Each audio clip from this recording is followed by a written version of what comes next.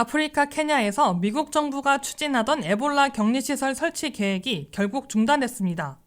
현지 법원이 시설 설치와 운영을 금지하는 결정을 내린 데 이어 주민 반발까지 이어지면서 사업 추진에 제동이 걸린 겁니다. 당초 미국 정부는 케냐 수도 나이로비에서 북쪽으로 약 200km 떨어진 미 공군기지에 50병상 규모의 에볼라 격리시설을 설치할 계획이었습니다.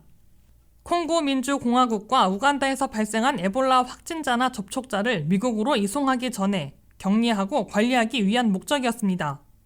하지만 케냐 의료계와 시민단체들은 오히려 에볼라 유입 위험을 높일 수 있다며 강하게 반발했습니다.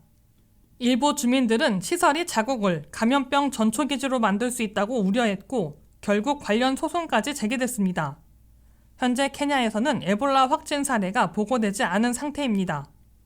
이번 논란은 단순히 격리시설 설치 문제를 넘어 미국의 국제보건 정책 전반에 대한 논쟁으로도 이어지고 있습니다. 최근 미국에서는 해외 원조와 국제보건 지원 예산을 줄여야 한다는 목소리가 커져왔습니다. 특히 USAID를 통한 해외 감염병 대응 사업과 보건 프로그램 축소가 여러 차례 논란이 됐습니다. 특히 USAID를 통한 해외 감염병 대응 사업과 보건 프로그램 축소가 여러 차례 논란이 됐습니다. 하지만 국제보건 전문가들은 감염병 대응은 발생 이후보다 예방 단계에 투자하는 것이 훨씬 효과적이라고 지적합니다. 실제로 최근 미 언론들은 우간다와 콩고 민주공화국의 에볼라 대응 과정에서 미국의 지원 축소로 감시체계와 의료장비 확보, 현장 대응 역량이 약화됐다는 우려를 잇따라 보도했습니다. 감염병은 국경을 가리지 않기 때문에 초기 대응에 실패하면 훨씬 더 큰 비용이 발생할 수 있다는 겁니다. 코비드-19 팬데믹 역시 초기 대응 지연이 전 세계 경제와 사회에 막대한 피해를 안긴 사례로 꼽히고 있습니다.